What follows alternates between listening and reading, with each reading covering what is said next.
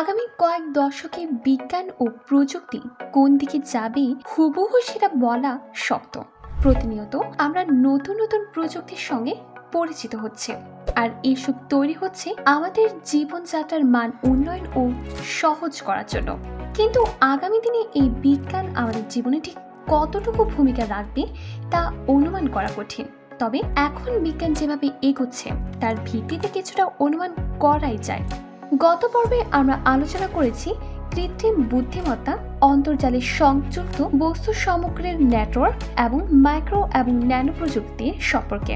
আজ আরো কয়েকটি ভবিষ্যৎ বিষয়বস্তু নিয়ে আমরা এই পর্বে জানব।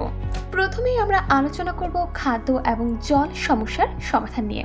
উষ্ণায়নের ফলে এই জলবায়ু পরিবর্তিত পৃথিবীর আবহাওয়া খামখেয়ালিপনা এবং যত্রতত্র খরা অধুনা স্বাভাবিকের এক নতুন সংজ্ঞা তৈরি করেছে।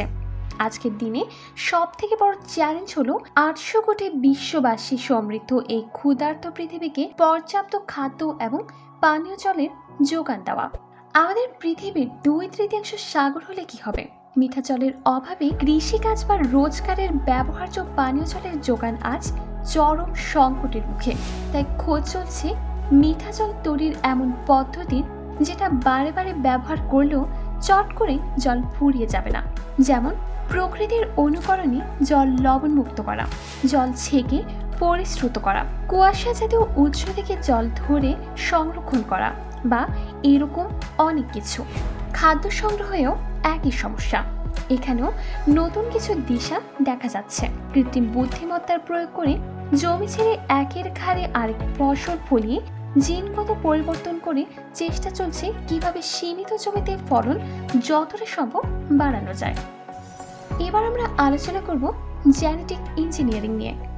সম্প্রতি কোভিড-19-এর বিরুদ্ধে mRNA ভিত্তিক টিকার সাফল্য থেকে বোঝা গেছে জেনেটিক ইঞ্জিনিয়ারিং কতদূর যেতে পারে।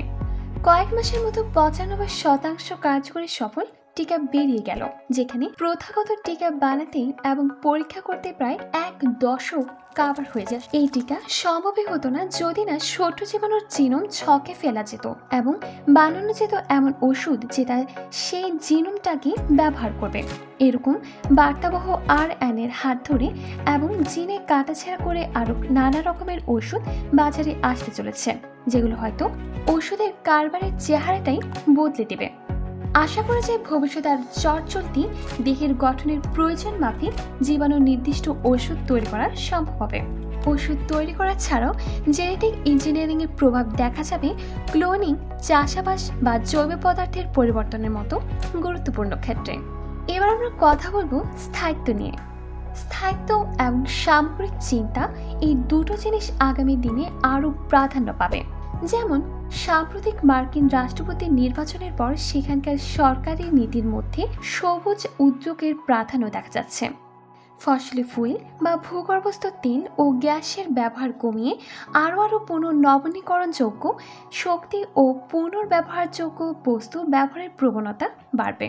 এই গ্রহটাকে বাঁচাতে গেলে বাস্তুতন্ত্রের সমস্ত অংশকে নিয়ে সামগ্রিকভাবে ভাবতে হবে। যেভাবে প্রকৃতির রচনা হয়েছে সেখানে বিষাক্ত কোনো উপাদানের ব্যবহার নেই, চরম তাপমাত্রা বা চরম বল প্রয়োগের দরকার নেই, ক্ষয়কারী দ্রাবক লাগে না, প্রজন্মের পর প্রজন্ম জীবনকে টিকিয়ে রাখার মতো ব্যবস্থা আছে। পরের আবিষ্কারগুলোতে যদি প্রকৃতিকে অনুকরণ করতে হয় তাহলে জলের মতো সহজ সরল উপাদানের ব্যবহার করতে হবে দ্রাবক হিসেবে। বড়জোর পর্যায় সারণী থেকে কয়েকটা অবিষাক্ত উপাদান নেওয়া যেতে পারে, যেখানে সুযোগ হবে বর্জ্য পদার্থ নিয়ে তার নতুন ব্যবহার করতে হবে এবং স্বাভাবিক তাপমাত্রা আর চাপের মধ্যে থেকে কাজ করতে হবে। তাহলে নতুন আরেকটা আবিষ্কার মানে পরিবেশের মাথায় বাড়ে। এই অবস্থার থেকে আমরা বেরিয়ে আসতে পারবো। আগামী কয়েক দশকে এইরকম প্রকৃতি অনুপ্রাণিত আবিষ্কারের দিকেই ঝুঁকবে বলে মনে হচ্ছে। এবার আমরা কথা বলবো মহাকাশ নিয়ে। একদিন ধরে মহাকাশ অভিযান এবং সেই সংক্রান্ত যাবতীয় উৎপাদন সহকারী সংস্থাগুলোর মধ্যেই সীমিত ছিল, যেমন আমেরিকার নাসা বা সোভিয়েত রাশিয়ার প্রোগ্রামগুলো। কিন্তু এখন আর সেরকম নয়। একরাশ সরকারি বেসরকারি কোম্পানি মাঠে নেমেছে নানা রকম উচ্চ পরিকল্পনা নিয়ে। তারা মহাকাশে টুরিস্টের ঘোরাতে চায়, কৃত্রিম উপগ্রহ ছাড়তে চায়, মহাকাশে সেরকম উপগ্রহের মেলা বসাতে চায়, দূরের মহাকাশে পৌঁছাতে চায়, এমনকি নামানো যায় কিনা সেই সন্ধানও করতে চায়। চায় চলন্ত গ্রহাণুর ঘাড়ি চেপে দুষ্প্রাপ্য ধাতু খনন করতে। এই কোম্পানিগুলোর মধ্যে ভার্জিন গ্যালাক্টিক, স্পেস এক্স আর ব্লু অরিজিনের নাম উল্লেখযোগ্য।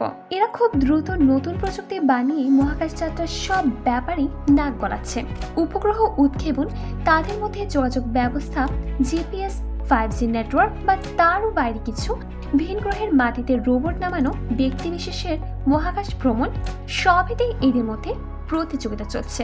শুধু মহাকাশ যাত্রাই নয়, এরোপ্লেনের ফ্লাইটেও এরা নতুন চিন্তার আহ্বান করছে। প্রায় উপগ্রহের কক্ষপথের উচ্চতায় গিয়ে শব্দের চেয়ে অনেক গুণ দ্রুতগতির একটা প্লেন যে রেকর্ড সময়ের মধ্যে এক মহাকাশ থেকে আরেক মহাকাশ চলে যেতে পারে, এমন ভাবনাকেও এরা সম্ভাবনার মধ্যে এনেছে। আগামী দশকেই মহাকাশে নতুন দিগন্ত রচনা হতে চলেছে। এবার আমরা সর্বশেষে আলোচনা করব কোয়ান্টাম গণনা।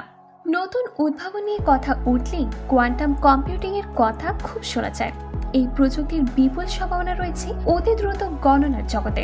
গণনা নির্ভর যত প্রযুক্তি আছে, যেমন কৃত্রিম বুদ্ধিমত্তা, অন্তর্জালে সংযুক্ত বস্তু সমগ্রের নেটওয়ার্ক বা মেশিন লার্নিং, এসবই গভীরভাবে প্রভাবিত হবে কোয়ান্টাম কম্পিউটিং প্রতিশ্রুতি মতো কাজ করতে শুরু করলে। তবে এখানে এই প্রযুক্তির সদ্যজাত অবস্থাতেই রয়েছে এবং আমার মতে যদিও এর প্রাপ্তবয়স্ক হতে এখনও কিছুটা দেরি আছে, আগামী দশকে বিজ্ঞান জগৎ অতীত আগ্রহে কোয়ান্টাম কম্পিউটারের অগ্রগতির দিকে তাকিয়ে থাকবে।